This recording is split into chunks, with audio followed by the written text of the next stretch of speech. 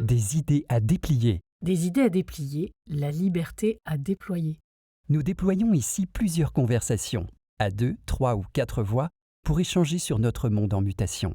Au travers de chaque échange, donner envie de se questionner, relancer les débats, chercher, ouvrir de nouveaux horizons, raviver l'esprit critique au-delà des pensées mâchées. Car c'est en femme ou en homme libre que nous pouvons manifester les choix qui vont conditionner nos vies et avoir un impact autour de nous, sur toutes les catégories du vivant.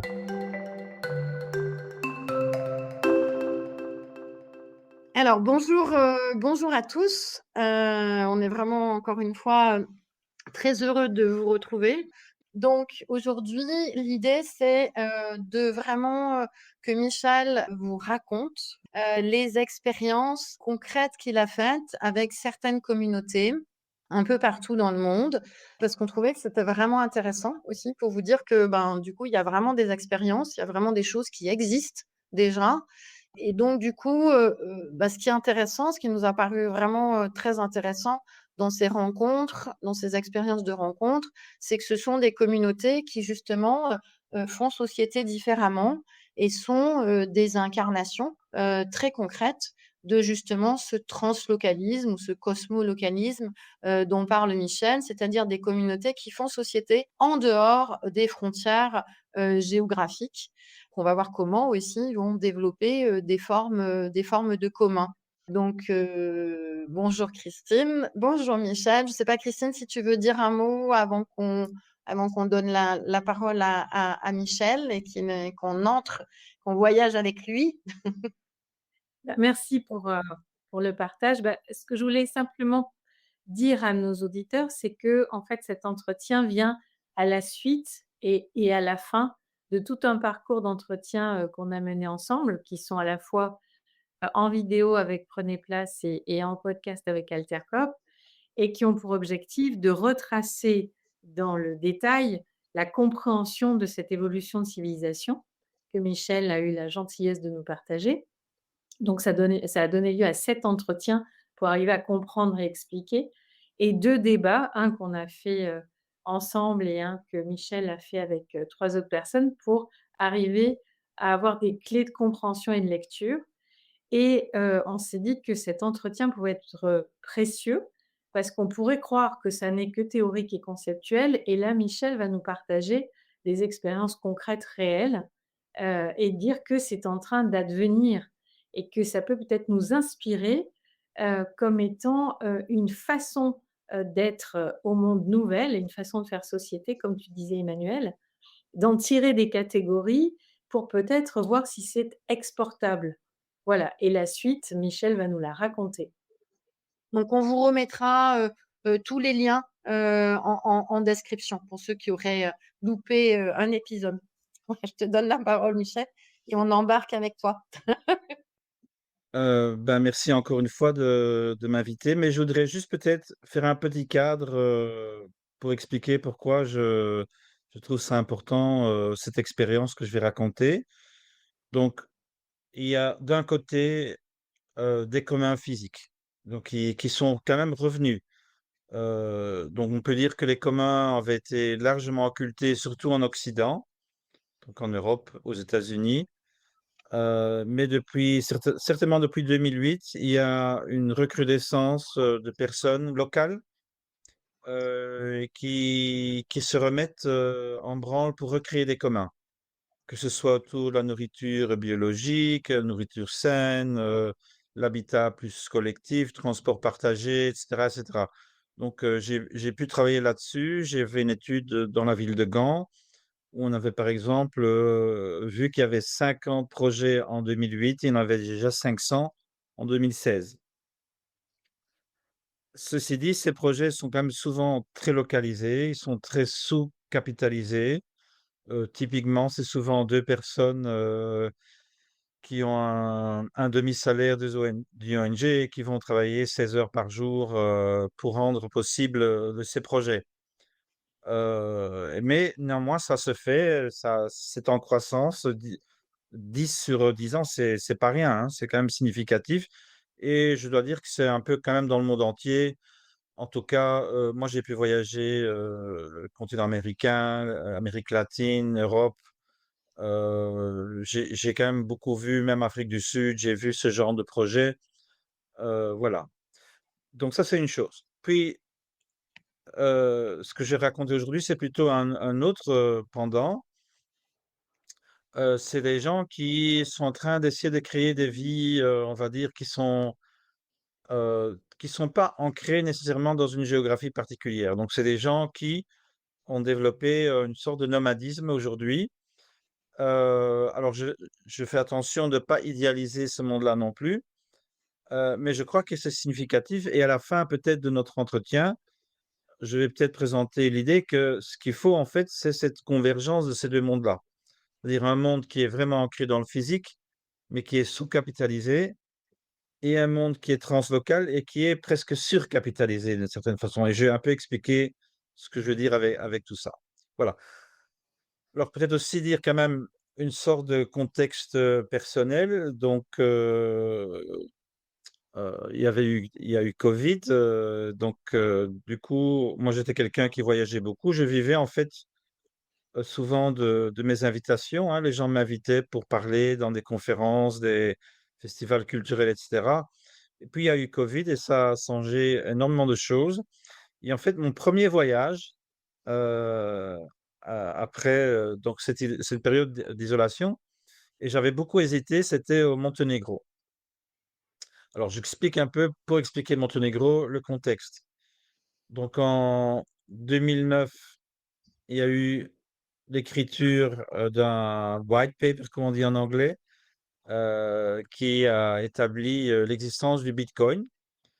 Alors encore une fois, on peut beaucoup critiquer le Bitcoin, mais il y a quelque chose qui est important au niveau du Bitcoin, c'est que c'est la première forme d'argent translocale mise en échelle qui ne dépendait pas d'un État ou d'une entreprise. Donc je parle premièrement de l'argent national, hein, l'euro et le dollar, etc. Et d'autre part, on peut parler des air miles, donc une sorte de monnaie, mais qui dépendent de grandes multinationales. Donc ici, c'était quelque chose quand même très innovateur. Donc une monnaie qui dépendait d'un protocole digital et où les gens avaient confiance dans ce protocole. Donc je le dirai en anglais, socially sovereign currency, donc une monnaie socialement souveraine. Encore une fois, qu'elle soit bonne ou mauvaise, je mets ça entre parenthèses, c'est ce pivot historique qui m'intéresse dans ce cas particulier. Alors, deuxième étape, donc pour faire fonctionner Bitcoin, il y a une comptabilité qu'on appelle la blockchain. Ça, c'est pas rien non plus, hein. C'était la première fois dans l'histoire humaine qu'on a une comptabilité universelle. Donc, c'est-à-dire dans le monde entier, les gens peuvent rejoigner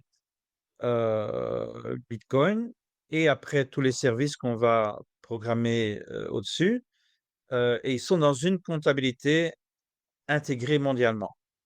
Ça, c'est par rapport aux comptabilités qui existaient auparavant. Donc, la comptabilité à double entrée qui est justement uniquement une entreprise qui peut voir si elle s'enrichit ou si elle s'appauvrit, ou un État dans ses comptes nationaux qui fait la même chose. Ici, on est dans un écosystème ouvert. Et donc, sur base de cette comptabilité, il y a un projet qui s'est lancé qui s'appelle Ethereum. Et en fait, l'idée essentielle, on appelle ça Web 3, c'est de recréer le Web 1, c'est-à-dire le web pair à pair, l'Internet à l'origine, mais avec toutes des méthodes de protection pour pas et qui puissent retour être centralisé. Donc ça, c'était un peu on va dire, la la La l'idéologie de départ de Ethereum, c'était de créer une sorte de nouvelle infrastructure décentralisée, numérique, mais qui serait liée à cette blockchain qui avait été créée par la Bitcoin. J'espère que vous me suivez toujours. Voilà. Alors, tout de suite, ça a pris un engouement. Donc, il y a vraiment des dizaines de milliers de développeurs qui se sont mis à travailler sur ce projet, qui a aussi trouvé son propre financement puisqu'ils ont lancé leur propre token, hein, donc leur propre monnaie qui n'est pas Bitcoin, mais qui est Ether. Et du coup, donc voilà, s'est lancé ce projet petit à petit et puis ça a pris de l'ampleur. Et donc ça a créé ça, c'est pas nouveau en soi parce que ça existait déjà dans le monde open source. Donc ça a créé, une sorte de réseau de gens, qui travaillaient dans le monde entier sur le même projet, hein, comme Linux, comme Arduino, comme tout ce qu'on peut s'imaginer aujourd'hui dans le monde open source. Et je rappelle aux gens qui nous écoutent que 80% de tous les logiciels dans le monde aujourd'hui sont basés sur l'open source. Donc ce n'est plus quelque chose de marginal, c'est quelque chose qui est complètement déjà intégré dans nos infrastructures numériques, mondiales. Mais si tu veux, il y a quand même une sorte de problème, c'est comment on crée culture dans ce monde-là. Quand tout le monde, hein, ne ne se voit pas tout le temps, fait des Zooms, fait des StreamYard et cetera. Comment est-ce qu'on crée communauté? Comment on se crée culture? Alors dans le mode open source, ça, c'est déjà fait, hein, avec des conférences. Il y a des conférences annuelles, il y a des conférences nationales, il y a des conférences régionales. Enfin, donc il y a toute une infrastructure qui se crée autour de ça. Mais je crois qu'Ethereum a fait quelque chose de nouveau. Et alors peut-être encore ajouter, c'est très important aussi à savoir, c'est qu'aujourd'hui, il y a quand même une population nouvelle de nomades digitaux.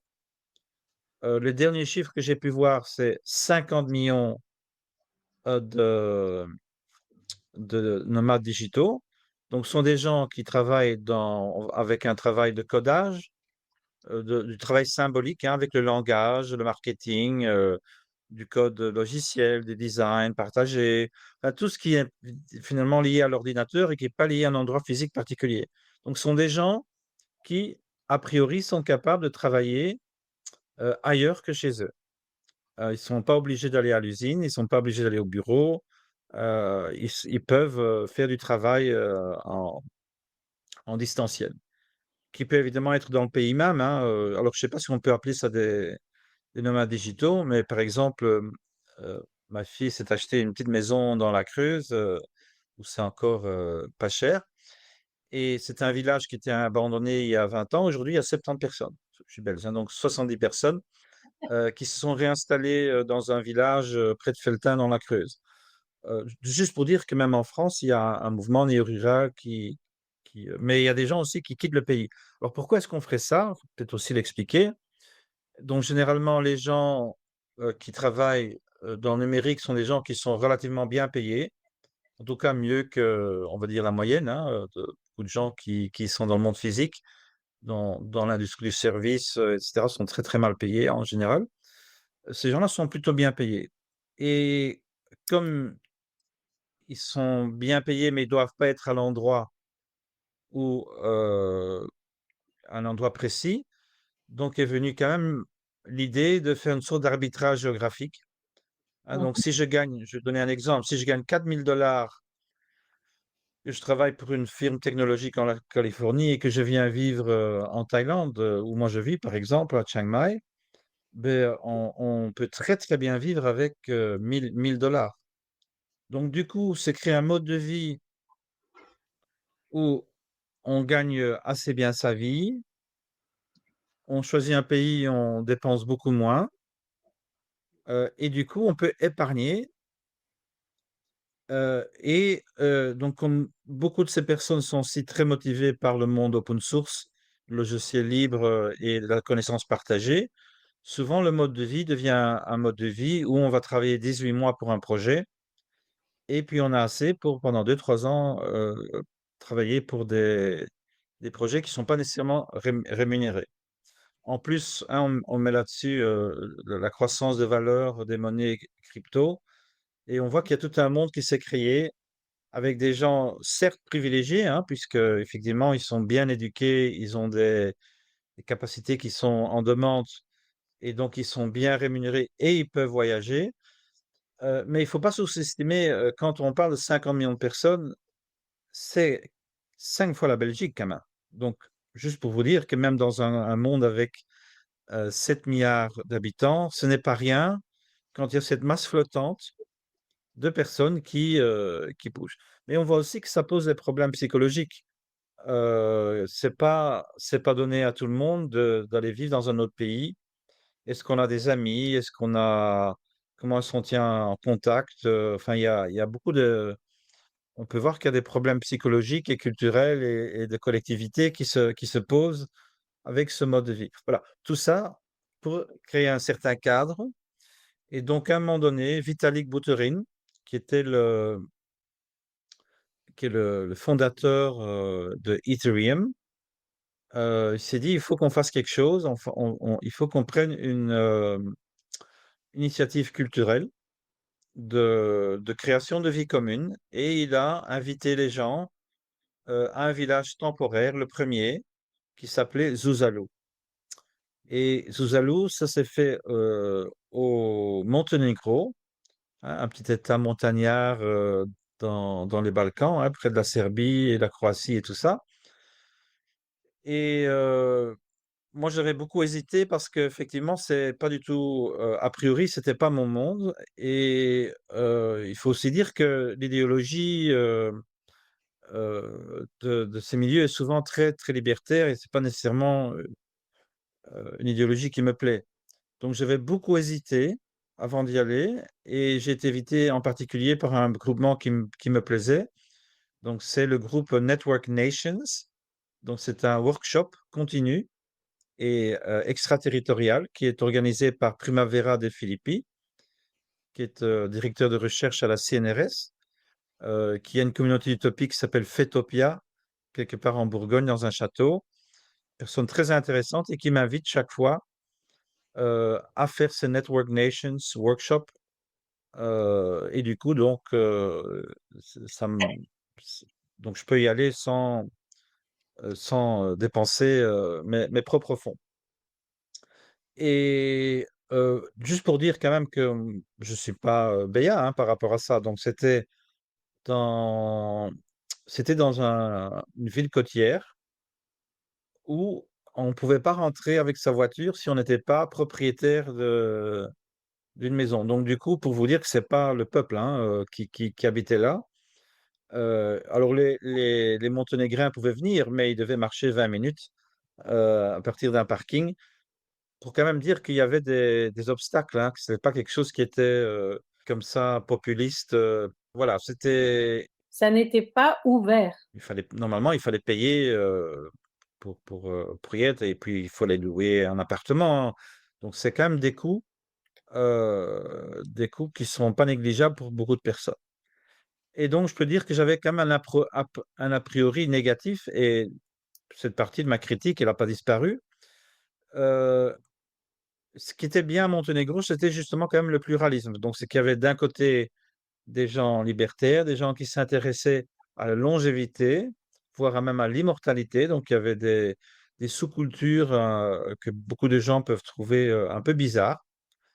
Euh, et moi aussi d'ailleurs, je ne suis pas, a priori, pas du tout dans ce monde-là.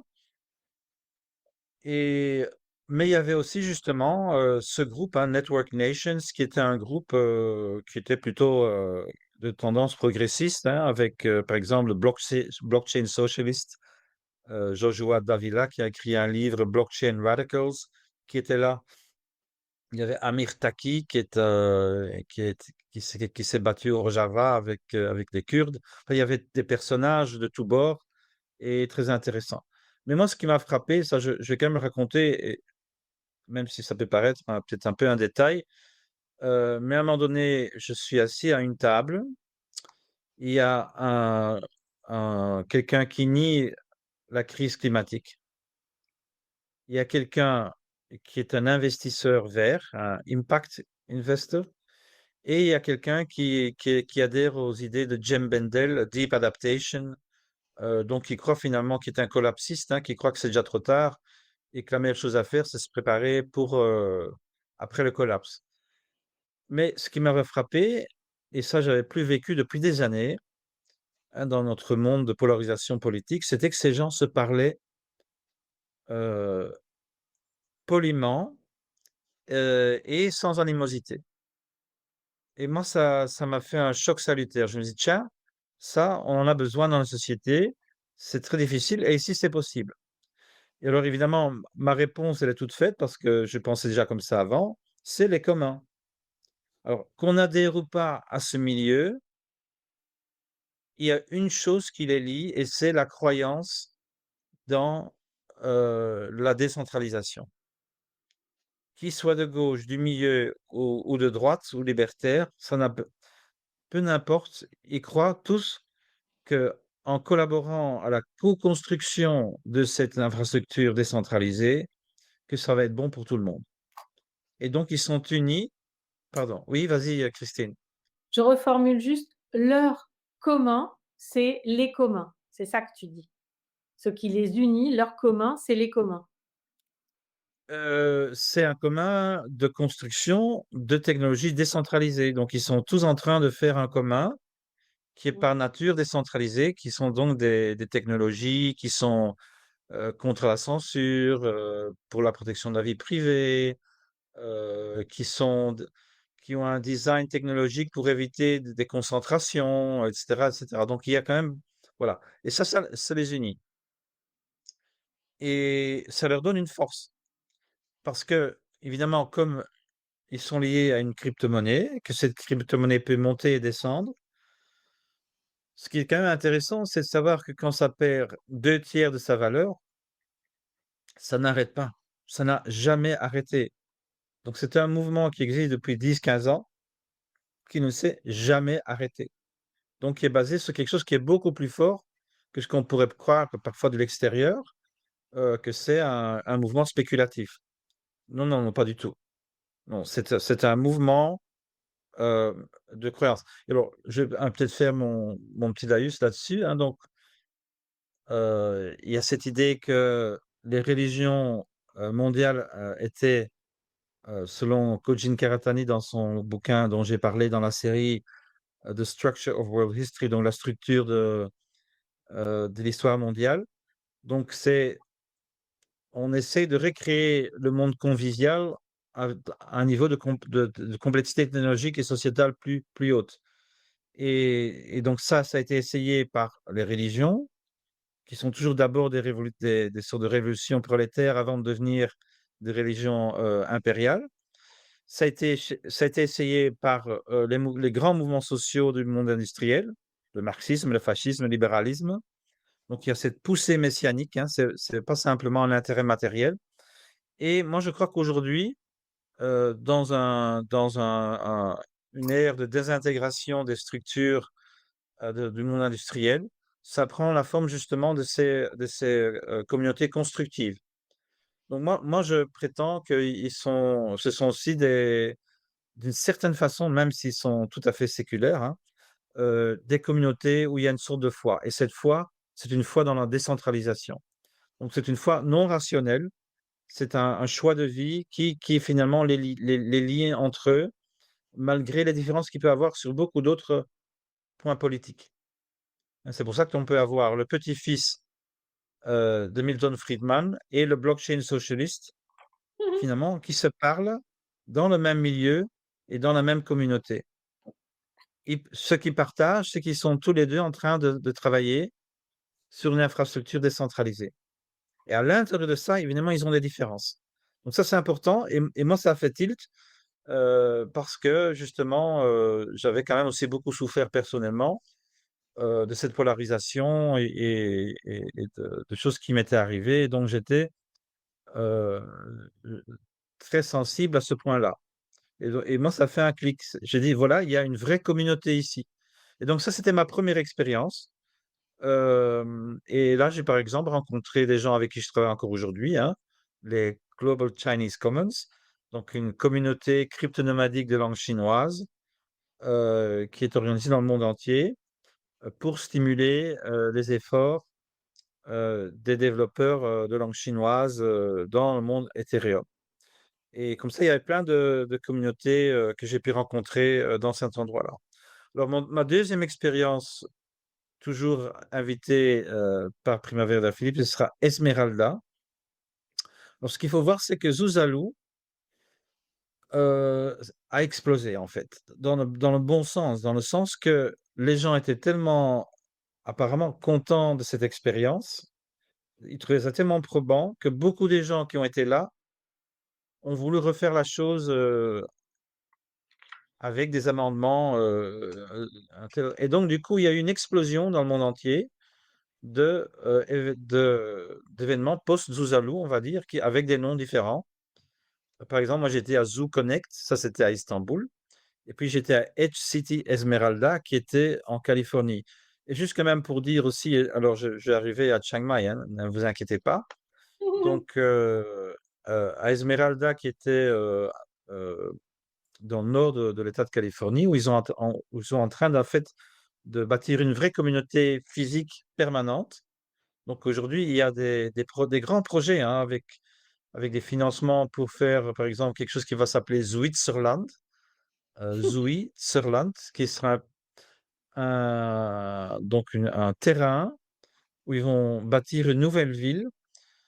Alors, je sais pas, vous connaissez un livre qui est un peu légendaire, qui s'appelle Bolo Bolo, par un anarchiste suisse, où il propose une sorte de structure à 5 niveaux qui part du quartier, enfin voilà, tu vois, une sorte de société conviviale. Voilà, avec une thèse, même il a écrit une thèse qui s'appelle le cosmolocalisme. C'est un peu différent de ma vision, mais enfin, c'est le même vocabulaire.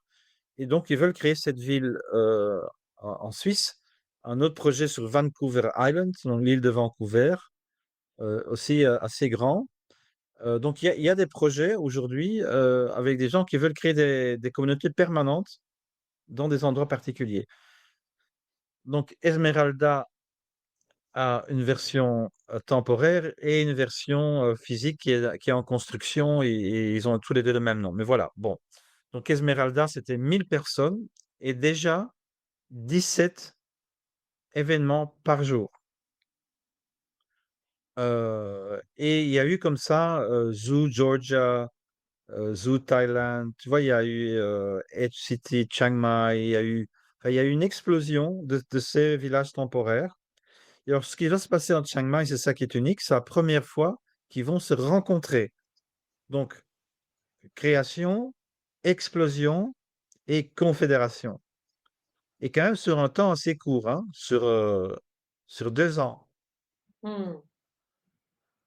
Et donc, voilà. Donc maintenant, j'arrive finalement à expliquer ce qui s'est un peu passé à Chiang Mai. Pardon, Donc, il y pardon, juste avait, Michel. pardon.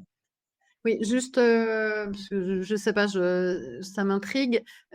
Du coup, tu dis à Esmeralda, il y avait 17 événements par jour.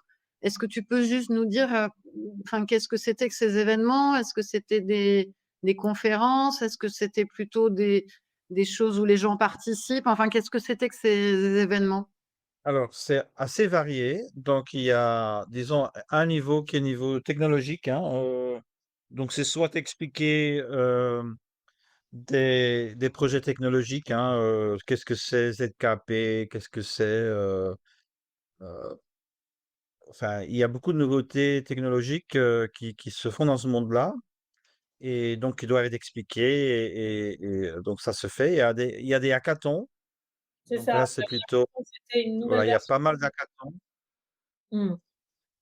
Et des hackathons, hein, pour les gens qui connaissent peut-être pas, c'est du travail en commun. Pendant 2 jours, on dit, voilà, on va faire ça.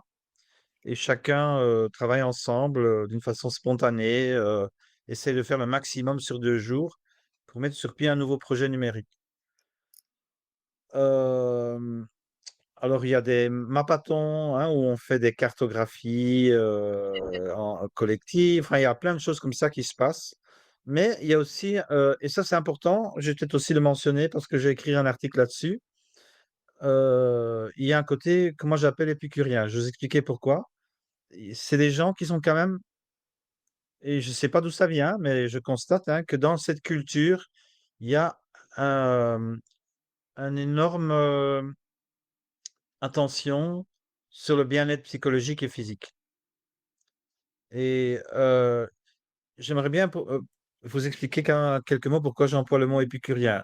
Donc, quand on lit Spengler, dont j'ai parlé, hein, dans la première émission, donc le déclin de l'Occident, donc il dit que chaque civilisation est comme un organisme biologique qui a sa naissance, sa croissance, maturation, déclin et collapse. Et donc, ce qui est intéressant si on croit, c'est de ce point de vue, et moi je crois qu'il est productif, hein, j'y crois pas à 100%, mais je crois que c'est productif de prendre cette hypothèse pour vrai pendant un certain temps et puis voir ce que ça donne. C'est que ça devient intéressant de comparer ce qui se passe à la fin d'une civilisation. Donc, pas comparer la Chine aujourd'hui à l'Europe d'aujourd'hui, mais comparer la fin de la civilisation européenne à la fin de la civilisation chinoise il y a 2000 ans, par exemple, ou à la fin de l'Empire romain. Et donc, par exemple, qu'est-ce qu'on voit à l'Empire romain? C'est qu'il n'y a plus d'utopie, parce qu'il ne faut pas oublier que les gens ont quand même vécu pendant 200 ans dans une sorte de déclin permanent. Et donc, il n'y a pas beaucoup d'espace pour l'utopie, mais il y a quoi? Le stoïcisme, donc c'est-à-dire se détacher des événements mondains et garder le calme au centre, hein. Donc, au centre de l'ouragan, il y a le calme. Il y a les chrétiens, ne focalisez pas sur ce monde-ci, mais sur le monde transcendant, sur le Dieu transcendant. Mais il y a aussi les épicuriens. Les épicuriens, c'est des gens qui disent focalisez-vous sur vos amis et votre jardin. Il y a 400 jardins épicuriens à la fin de l'Empire romain. Et c'est pas des hédonistes, c'est-à-dire pas des gens qui recherchent le plaisir gratuit, c'est des gens qui recherchent le plaisir équilibré et qui ont une sorte de spiritualité intégrative entre l'immatériel et le matériel. Donc, c'est des gens qui, d'une certaine façon, essayent de vivre en équilibre la spiritualité et le monde matériel. Et moi, je trouve que je retrouve ça dans ces communautés. Donc, c'est des gens qui prennent des bains glaciales le matin, pas tous, hein, mais il y en a. Donc, tous les matins, il y a des cérémonies. Ils font des cérémonies qu'ils appellent des cérémonies de cacao. Il y a des séances de remerciements collectifs, enfin, des choses que je trouve très sain quelque part. Donc, on voit qu'il y a un vrai souci de la collectivité et de l'individu. Hem et donc il y a du yoga, donc tu vois, il y a pas seulement le numérique, il y a tout Mmh. un côté. Et alors, ce qui est frappant, c'est le nombre de femmes dans ces milieux, et ça, c'est pas évident non plus, parce qu'il y a que 20% des femmes qui étudient, les sciences, numériques, donc et c'est en train de diminuer. Donc a priori, il y a pas énormément de femmes dans le codage propre. Eh ben, il y a pratiquement 40 de femmes. Et pourquoi? Parce qu'il y a tout ce reste. Parce qu'il y a, la facilitation, il y a l'organisation de la communauté, il y a du marketing, il y a du graphisme, enfin, il y a plein de choses, qui sont, pas uniquement faites par, les Par masculins. Il y a des codeuses aussi, hein, je dis pas qu'il y a pas des codeuses, mais relativement, il y a moins de codeuses pour justifier, le nombre de femmes, parce que souvent quand on va dans des conférences, open source, on voit quand même qu'il y a souvent c'est très, très masculin. Et bien là, beaucoup, beaucoup moins. Donc Mmh. il y a quelque chose de différent. Et moi je trouve que c'est ça évidemment. Ça veut dire qu'il y a plus qu'une vraie vie. Et aussi alors il y a aussi beaucoup d'attachement à la notion de traumatisme, presque un peu trop à mon avis, parce que sans doute parce que je viens d'une autre génération. Enfin moi je viens d'une génération où on a quand même beaucoup travaillé sur soi. Mais c'était quand même aussi, enfin, c'était parce qu'on se sentait mal, on voulait pas on n'aimait pas quand même non plus, être totalement focalisé sur ce qui allait pas dans notre vie. Donc voilà, j'ai quelques réactions parfois quand je vois, la place que prend la conscience des traumas dans ces communautés. Mais on parle beaucoup de traumas, et cetera, et cetera. Pardon Michel, mais quand tu dis du coup, trauma, c'est-à-dire en fait, Mais il y a des qu'est-ce qui workshops, il y a des réunions, il y a Il y a des rituels, il y a plein de choses, qui sont placées sur, le vocable, de trauma processing, et donc d'accord. de cette vision. Et moi je crois peut-être que Christine serait peut-être d'accord avec ça, hein, que pour avoir une meilleure société, il faut, pouvoir traverser ces traumatismes, devenir conscient de ces traumatismes pour pas les répéter vers une nouvelle génération. Donc je dis pas que je suis opposé à ça, hein, dans une façon, Et du coup, c'est des traumatismes collectifs ou des traumatismes les 2, individuels? il non, OK, mais aussi des femmes qui ont eu des événements, dans leur vie, tu vois? Enfin, ou des gens qui ont été d'accord, abusés dans leur enfance. Il y a toute la panoplie, mais il parle aussi justement, oui, de traumatisme collectif, d'un pays ou d'accord. un Je pays qui a voudrais été en guerre, rajouter enfin des choses comme ça. je voudrais rajouter quelque chose puisque tu me lançais la perche. Je crois que ce qui rend, inconfortable, c'est la notion d'estime. C'est-à-dire qu'on n'est pas on était nous dans des générations qui avons travaillé sur nous, enfin pour ceux qui l'ont choisi, et qui ont cherché à régler les traumatismes individuels pour s'occuper des traumatismes, collectifs. Sinon on ne serait pas là en train de faire ce qu'on fait.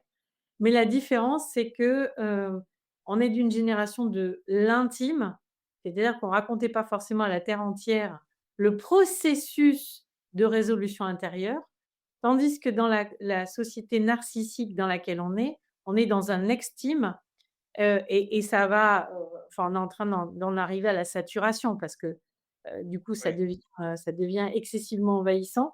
Mais moi, c'est un peu ce que je ressens, en fait, c'est ça. Je trouve que c'est un peu trop et que c'est toujours enfin, c'est assez répétitif, mais bon, voilà. Et du Oui, coup, ça peut prendre la main, mais là, tu vas nous contredire puisque tu es dans l'expérience de ces communautés. Mais en tout cas, nous, où on est, ça peut prendre la main sur le contenu qui est à produire. Enfin, je pense à des moments où on va faire des fresques, des ateliers, dont l'objectif est d'arriver à produire quelque chose qui va servir au commun. Et quand les gens sont trop focalisés sur leur trauma, ça prend les 3/4 de l'atelier et finalement, il y a plus de tout à fait. disponibilité pour aller produire quelque chose qui aura un intérêt J'ai vécu collectif. ça, tout à fait, de première main, donc je sais exactement de quoi tu parles. Effectivement, moi-même, j'ai organisé un summer school, pour la fondation Père à Pair, mais c'était pas moi qui l'avais vraiment organisé, donc j'avais prévenu l'organisateur: «Fais attention parce que nos collègues, hem, qui étaient des thérapeutes, hein, j'ai dit: «Attention, ne pas faire que du processus, il y a un apprentissage à faire. On a, on a on a la connaissance à partager aussi. Il y a une transmission qui doit être faite en même temps». Et ben, effectivement, comme malheureusement je les avais pas suivis de près, quand je suis arrivé en Irlande, c'était, 80 du processing de trauma, Mmh mh. et j'ai trouvé que sur la semaine, on n'a pratiquement rien Produit. fait de productif. Alors, c'est pas que les gens étaient pas contents, eux, ils avaient besoin de ça, mais moi, j'étais frustré par rapport au projet, politique et sociologique que je portais, et voilà. Alors, je continue, hein, sur ma lancée. Donc, j'insiste déjà sur l'expérience, en Californie, de cet apprentissage collectif intense et permanent, donc en quoi Chiang Mai est différent? C'est justement qu'ils se sont confédérés. Donc il y a eu au moins 12, mais en fait, il y en avait plus, mais au moins 12 officiels, 12 communautés qui ont décidé tous ensemble de se rencontrer à Chiang Mai. Chiang Mai qui est déjà, pour quand même un peu situer, un des pôles mondiaux qui attire les nomades digitaux. Il y avait un groupe Facebook avant Covid déjà qui avait 25 000 personnes, Chiang Mai Digital Nomads, et après ça a explosé. On a énormément de Chinois qui sont venus s'installer, donc des jeunes digitaux, hein, des jeunes générations chinoises, qui se sont installés. Il y a un Network Nation, donc un réseau nation qui s'appelle Forces.io avec lequel je travaille, qui a 2 endroits physiques à Chiang Mai, donc 28 appartements et un grand centre dans les montagnes, où les Chinois, les développeurs chinois viennent s'installer pendant quelques mois et puis ils continuent leur chemin. Donc il y avait déjà ça, mais il y a eu cette explosion et spécifiquement articulée comme une confédération, comme un archipelago. Donc ça s'appelait Chiang Mai Archipelago, hein, qui est, l'idée d'Édouard Glissant, que je connais pas très bien, mais je sais qu'en France, ça a une certaine popularité, donc de créer des liens, non hiérarchiques, entre des communautés avec des ponts et des rituels de rencontres, etc., etc. Donc il y a eu ça. Alors là, il faut se dire, je ne sais pas combien de personnes il y avait, mais je ne sais pas s'il y avait 1000 ou 2000 ou 10 000, mais il y avait 12 communautés telles que celles que j'avais connues en Californie où il y avait 1000 personnes. Ben, il y avait 12 de ces communautés à Chiang Mai. Certains étaient chinois, Shanghai Wu. D'autres étaient Invisible Garden pour des développeurs. Edge City était là, enfin, Funding the Commons, il y avait des résidences, il y avait, mais vraiment, c'était extraordinaire. Et je dois dire, c'était presque trop, parce qu'il faut un peu s'imaginer que quand, déjà, si avec 1000 personnes, il y a 17 événements, imaginez-vous combien d'événements il y a quand il y a 12 groupes. Et moi, j'étais invité 2 fois par jour pour faire des interventions, tous les jours, les week-ends inclus. Euh, Ça a duré jusqu'au 7 novembre. Puis au 7 novembre, tout ça a déménagé vers Bangkok. Là, il y avait quelque chose qui s'appelle DEFCON, qui est biannuel, donc où les gens d'Ethereum se revoient. 10 000 personnes avec 800 événements supplémentaires. Waouh! Donc 10 000 personnes dans le centre, mais 800 événements Périphérique. avant, pendant, après, autour de DEFCON. Donc, il faut quand même s'imaginer qu'il y a une échelle là, hein, qui est quand même extraordinaire. Et donc, encore une fois, mais l'atmosphère était très différente parce que DEFCON, c'est sponsorisé, c'est hyper professionnel, c'est organisé par des entreprises. Enfin, tu vois, c'était, Chiang Mai, il y avait une sorte de magie collective et conviviale qui était vraiment unique. Mais à la limite du trop, hein, parce que cette intensité pendant 5 semaines, enfin voilà. Et il y a des gens qui ont craqué, hein, j'en ai connu qui se disent, voilà, après une semaine, j'en peux plus. Et ils sont partis une semaine dans les montagnes et puis ils sont revenus après. Donc c'était très très intense. Euh, voilà. Ce Alors que je ici, je voudrais bien introduire quelques concepts pour expliquer un peu mieux ce qui s'est passé là. Oui, Ouais, juste avant les concepts, justement, merci. Moi, ce que j'entends, c'est que c'est une nouvelle version d'hackathon, sauf que les hackathons, avant, c'était 24 heures ou 48 heures et là, 5 semaines, ça met une intensité tout à fait particulière. C'est juste pour, les auditeurs pour qu'ils voient l'enchaînement parce que les hackathons, c'était il y a quelque oui, temps.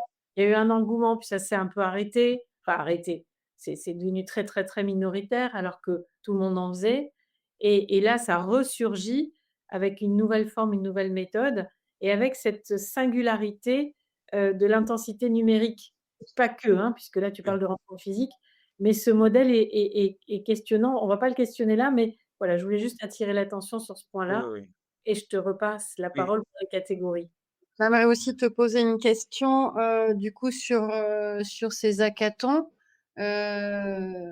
Donc, on est d'accord, donc c'est un processus de création collective. Et donc, tu l'as dit, enfin, si j'ai bien compris, il y a donc à la fois des choses sur vraiment le code, quoi, le codage, après des choses peut-être plus sur plus philosophique. Je mets de côté là tout ce qui est trauma, etc. Mais sur vraiment la question de la création, de la production. Et du coup, est-ce qu'il y a des choses justement plus culturelles ou plus artistiques, tu vois, où il y a une part vraiment Oui. de création, mais pas que de création enfin, technique ou, Alors, il y a beaucoup de fêtes, hein, des rituels de pleine lune. Ça plutôt quand même plutôt néo-païen qu'autre chose, je crois, au niveau de la sensibilité. Oui, il y a des résidences d'artistes pendant. Et D'accord. il y a eu des expositions même d'art numérique ou en tout cas qui a quelque chose à voir avec le numérique. Euh, Beaucoup de musique. Heu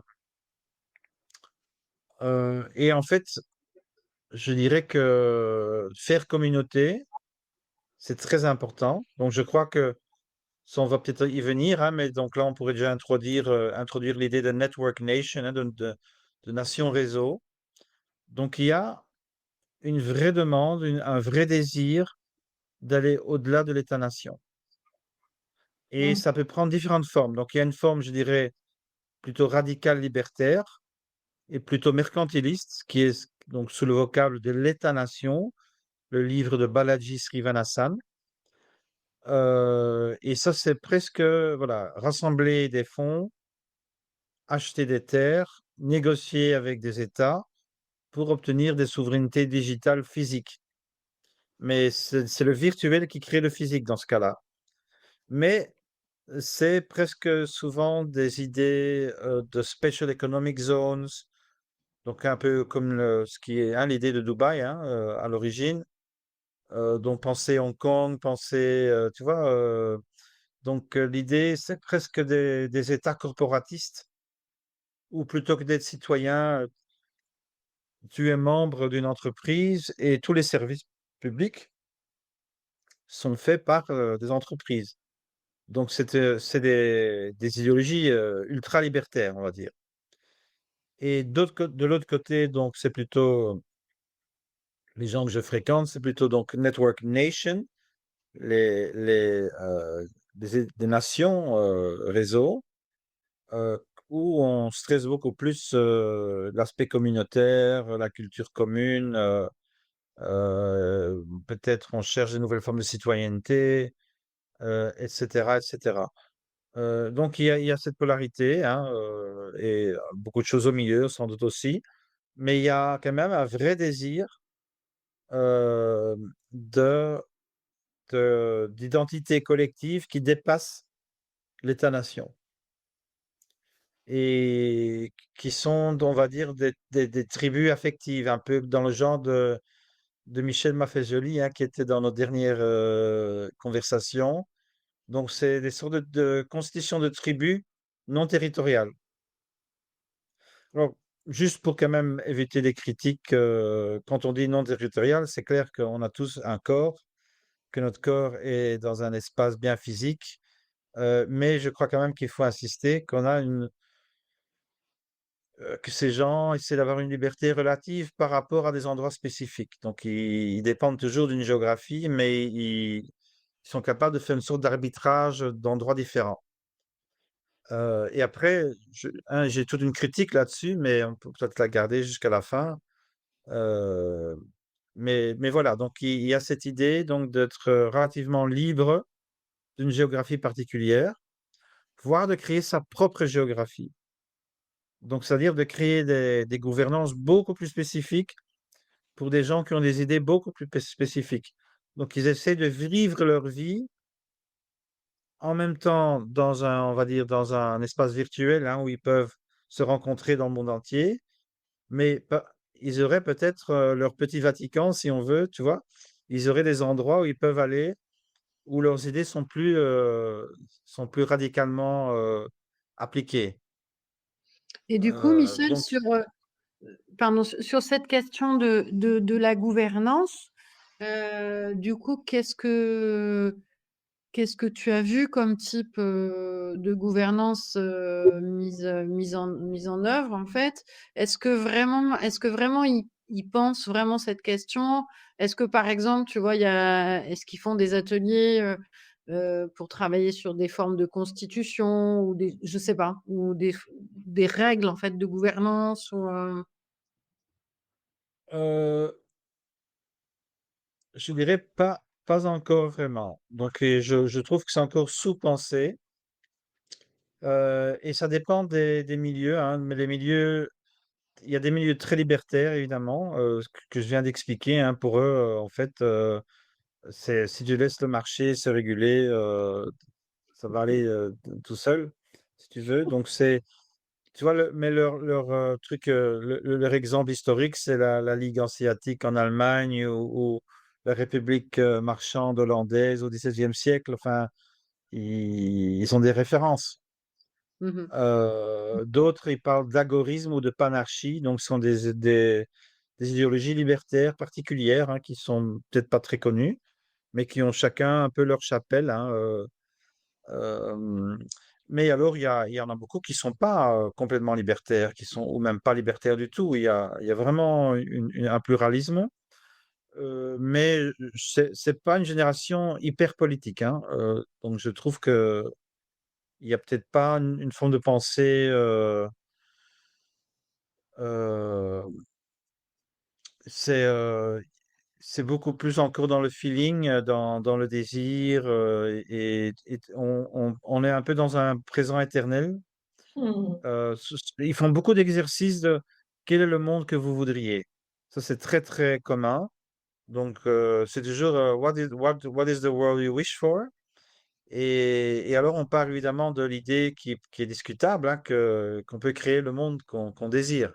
Justement, qu'être dans ce monde tel qu'il le désire, comment ça se passe, tu vois? Enfin, que Oui, alors qui c'est qui je vais te décide? l'expliquer.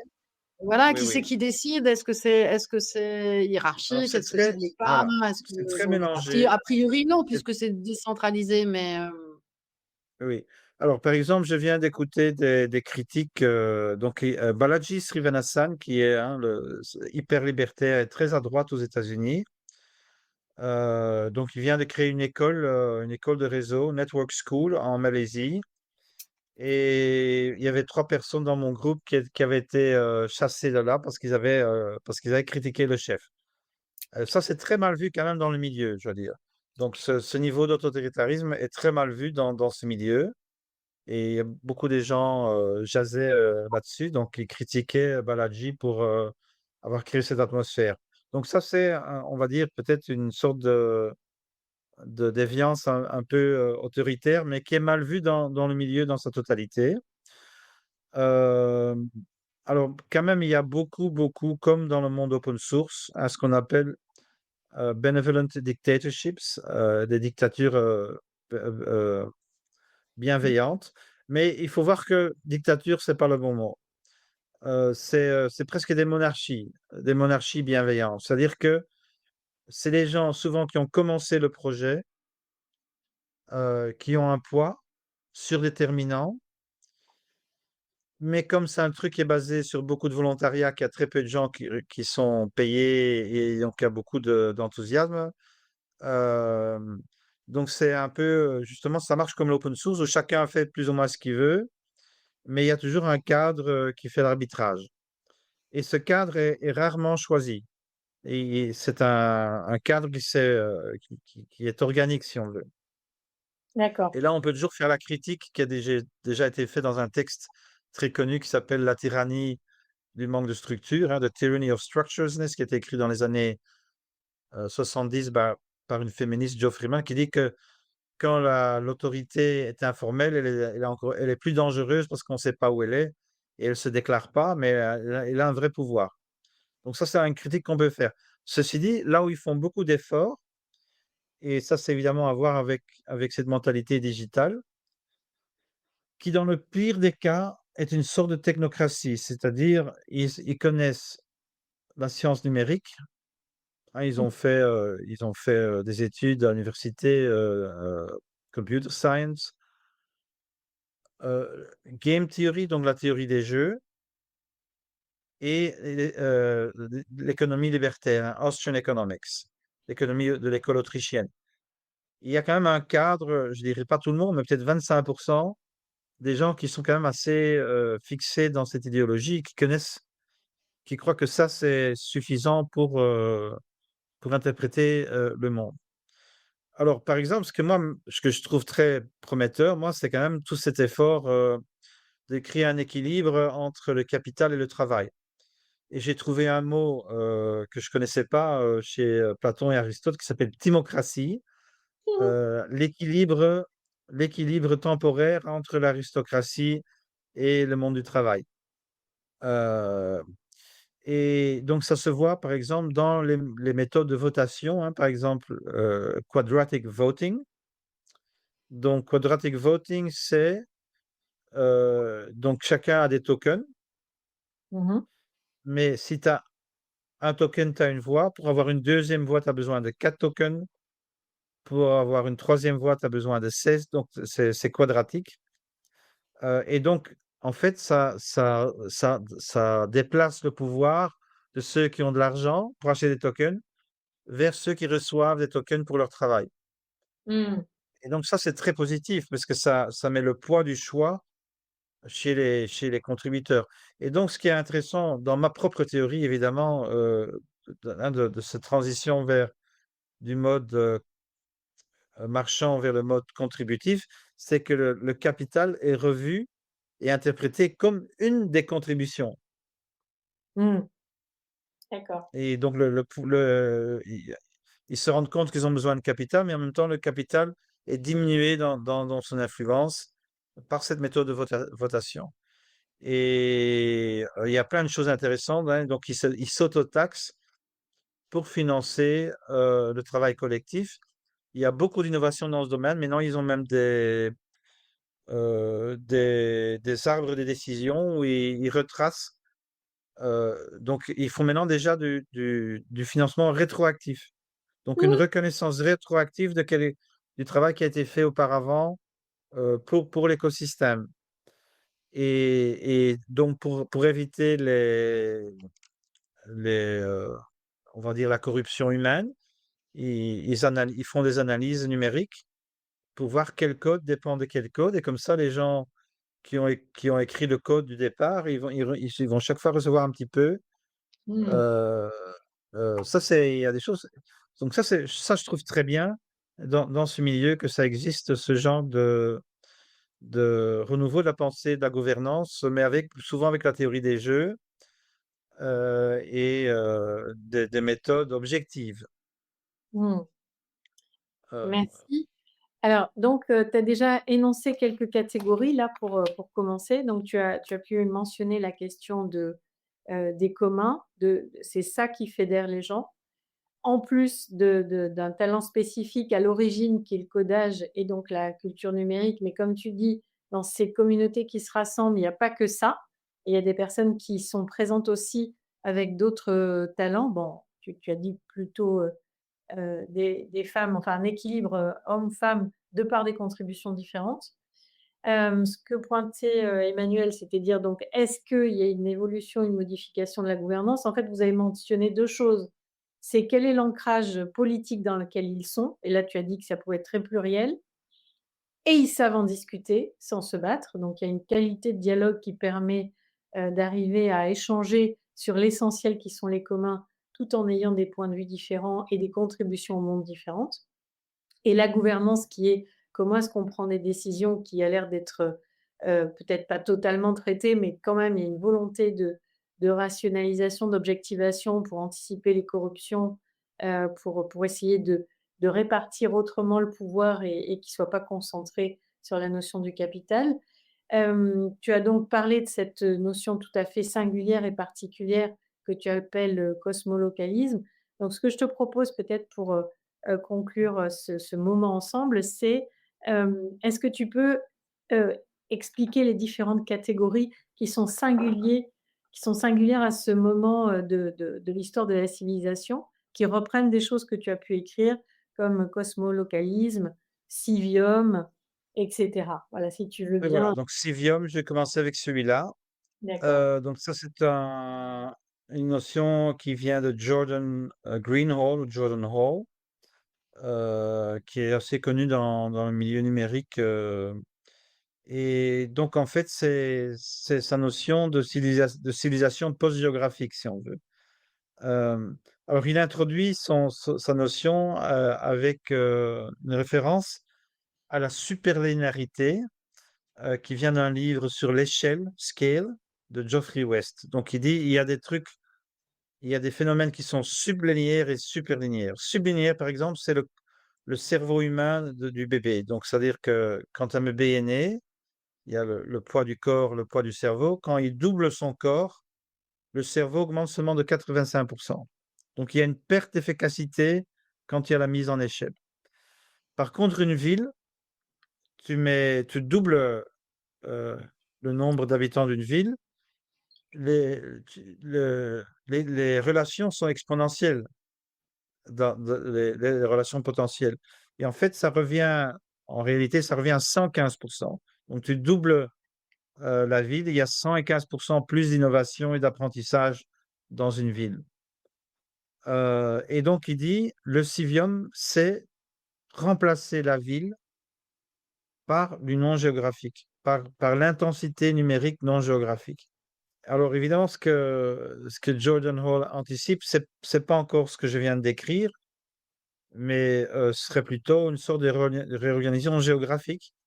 Donc il y aurait de plus en plus des gens quittent les grandes villes pour l'installer dans des petites villes, voire des villages qui seraient totalement numérisés et donc où en fait on serait beaucoup moins isolé et qu'on peut avoir une vie culturelle riche et plus riche même que dans les villes parce que dans les villes il y a beaucoup de phénomènes négatifs dans les villes.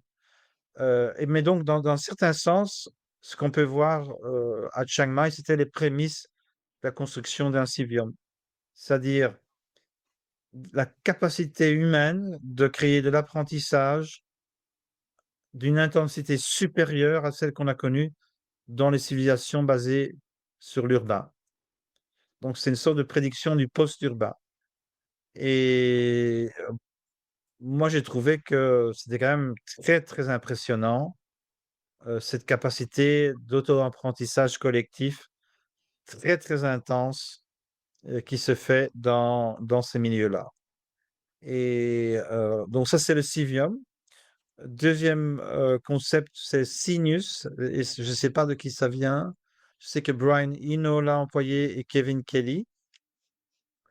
Et l'exemple qu'il donne, c'est pourquoi est-ce qu'il y a eu de la musique rock dans les années 60, et en particulier pourquoi c'est venu de l'Angleterre.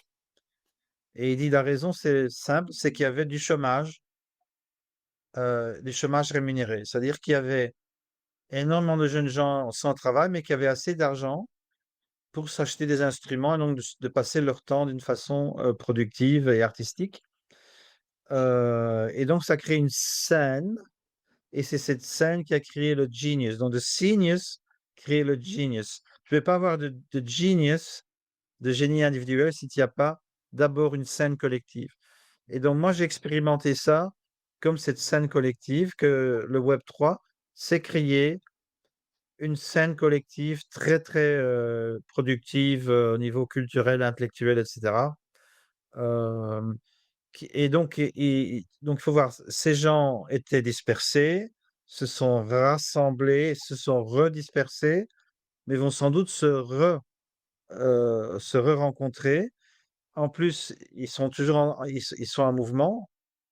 Donc, ils vont à Bali, ils vont à Chiang Mai, ils vont à Tenerife, ils vont à différents endroits. Donc, tout ça crée quand même une intensité d'apprentissage assez impressionnante. Donc, ça bouge beaucoup, ça bouge vite. Il y a des désavantages, hein, c'est très fragmenté, c'est très difficile de consolider. Et peut-être aussi employer le mot isonomique. Euh, et l'isonomie, c'est ce livre aussi de Kojin Karatani où il dit que en Ionie, avant la création de la démocratie athénienne, il y avait cette liberté dans les villes sur la côte turque où les gens pouvaient se déplacer d'un endroit à l'autre et donc les villes devaient rester attrayantes pour ses citoyens. Et c'était en fait peut-être pas formellement démocratique, mais c'était des villes où il y avait énormément de liberté. Et d'un certain sens, le milieu Web3 est aussi isonomique parce que les gens peuvent sortir et rentrer euh, des, de ces communautés. Alors, je voudrais terminer parce que je sais que le temps est presse. Donc, quand même, une critique fondamentale, c'est que tous ces milieux ne sont pas liés à la production matérielle.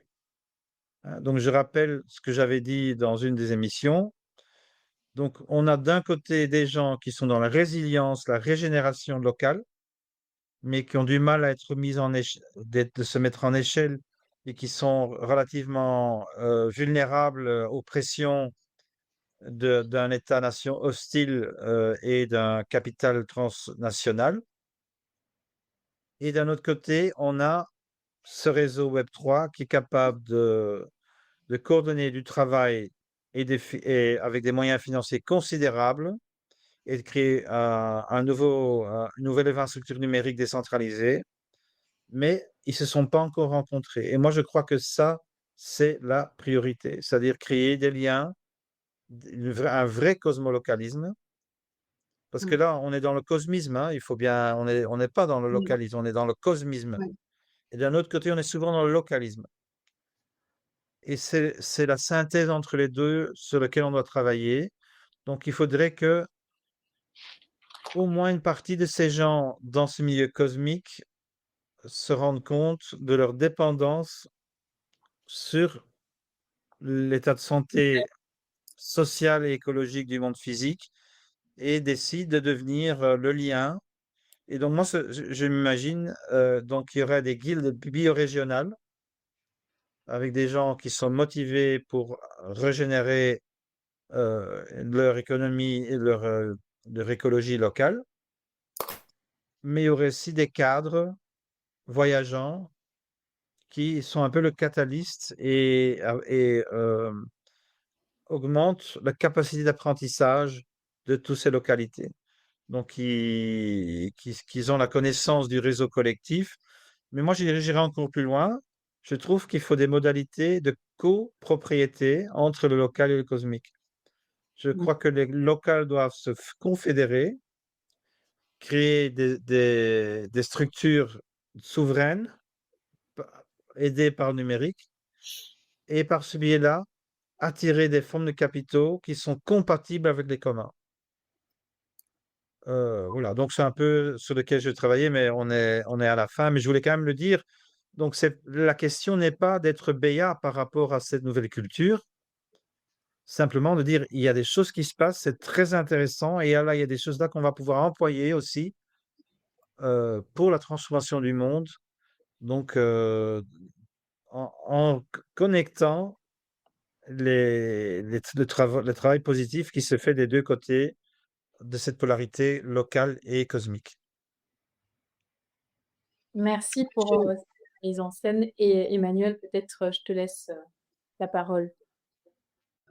Moi aussi, il me semble que c'est cette, convergence qui est vraiment essentielle et qui du coup, permettra ben, vraiment l'émergence de ce monde qui vient. Tant qu'elle n'a pas lieu, en fait, est-ce qu'il y a déjà des endroits de convergence? Est-ce qu'il y a des projets où il y a déjà, cette convergence en action? Moi, je pense par exemple à ce que disait, Paul Daoust, d'Holochain où c'est ce qu'il disait, que lui partageait son temps entre justement une activité de codeur et une activité de production concrète, il disait qu'il développait Oui, des outils pour justement, gérer, créer des comptabilités et cetera, pour de la ouais, ouais. production, matérielle, en fait. Oui, alors dans le local, il y a quand même beaucoup d'open source, ça c'est sûr. Ce qui manque quand même, c'est cette capacité d'être financé. Donc moi, je Mmh. crois que ça, c'est supplémentaire, hein, et Ouais. souvent, je fais l'analogie avec la fin de l'Empire romain, où à un moment donné, ce qui restait de l'élite romaine et qui donc ne pouvait plus porter des armes à cause de la domination germanique, eh ben, a commencé à soutenir les églises chrétiennes Mmh. comme contre-pouvoir. Et donc ça a été un moment important en Occident. Euh, et donc là, on n'en est pas encore là, mais c'est là que je voudrais en venir en fait. C'est créer des formes d'investissement compatibles avec les communs. Euh, et donc l'idée, c'est, on a aujourd'hui l'État-nation qui a été submergé par la finance transnationale, et soit on augmente l'État, ce que je crois que c'est peut-être pas une bonne idée, soit en fait on essaie de créer des infrastructures orientées vers les communs, mais qui sont translocales et qui vont être un contre-pouvoir. Et là, je crois qu'on va quand même avoir besoin des capitaux et qu'il n'est pas suffisant de faire l'open source gratuit. qu'il faut aussi entrer dans, des productions, soutenables, aussi, donc ils peuvent payer les gens qui travaillent et qui font le travail et cetera et cetera. Heu, Mmh. mais oui, il y a plein de choses qui se passent aussi dans le monde Web3. Il y a ReFi, Regenerative Financing, il y a BioFi, Bioregional Financing. Donc il y a des tendances, il y a des projets, puis il y a Sarafou, hein, avec Ludovic, qui est Oui, quand oui, même oui. un très Ouais, bel qui est un très exemple parce bon que c'est exemple, très, ouais. très Ouais, local et en même temps, il a mis la blockchain et tout ouais, ça dessus. ouais. Donc il y a cette connexion cosmique, qui aide le local à avoir plus de succès.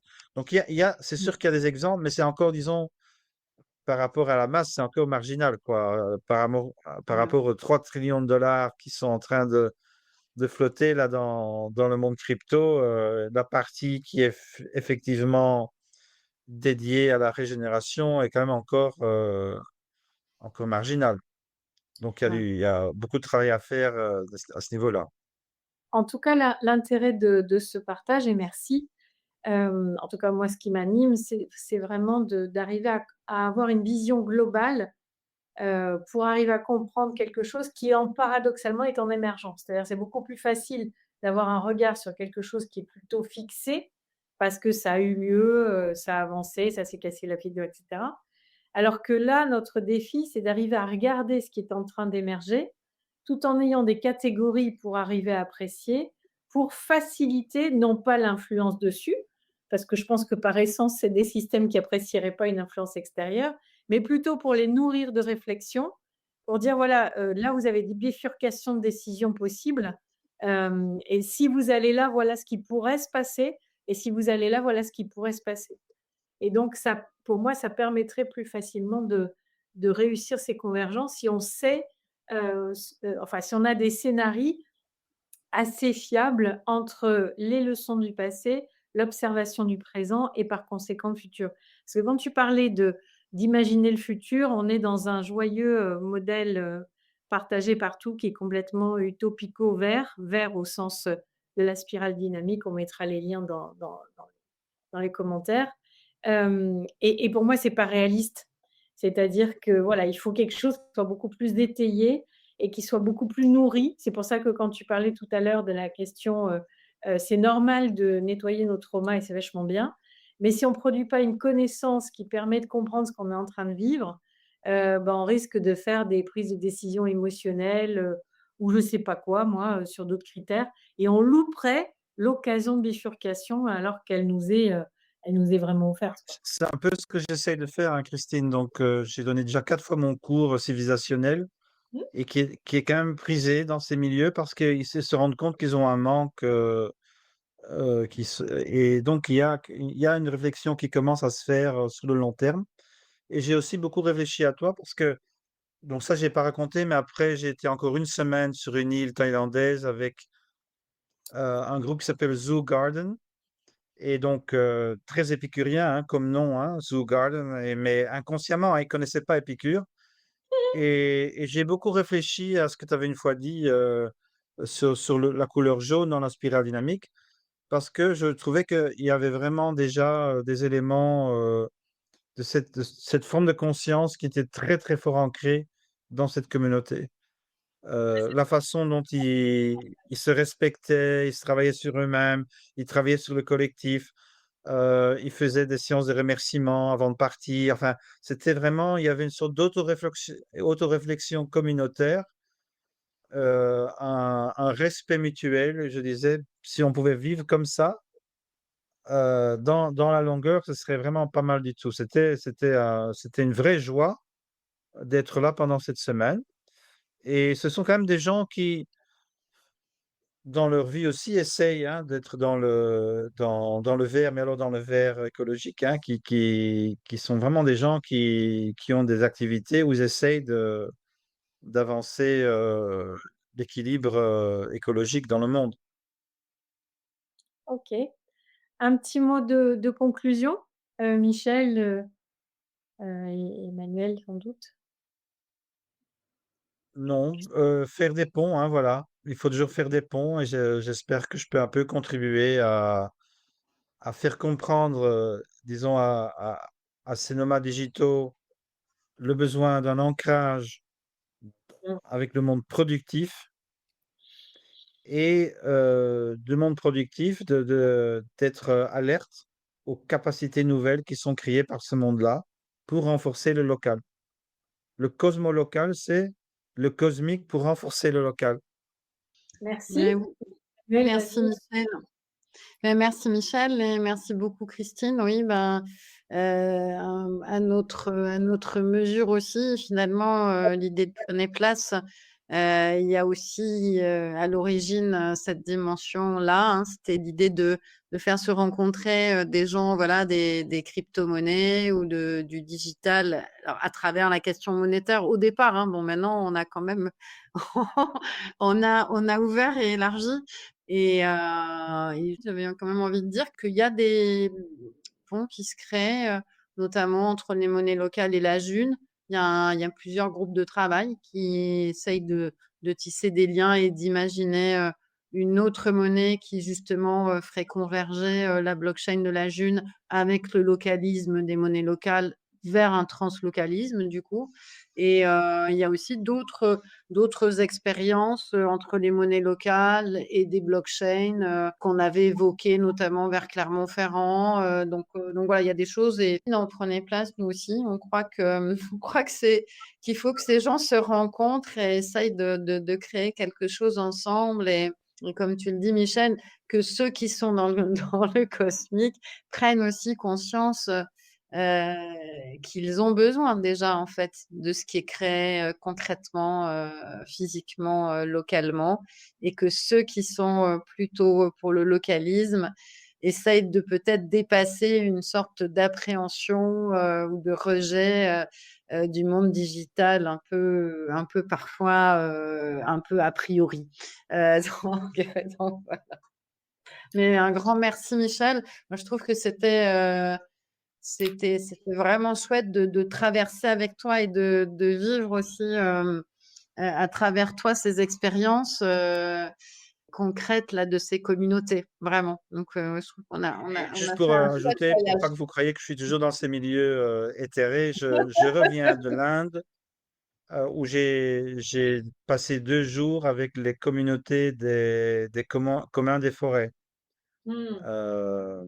Donc j'étais enfin, Super. avec le représentant à Delhi, j'ai pas été, dans les villages, mais on a eu 2 jours de discussion, pour voir si le digital pouvait être, une aide à des communautés, très défavorisées, au fin fond de l'Inde. Waouh! Donc voilà, il faut et on travaille à tous les niveaux, hein. Magnifique qu'on se quitte là-dessus, hein. Merci, Au revoir Merci, merci à Christine, au toi revoir et Manuel. merci beaucoup Christine. avec plaisir. Au revoir.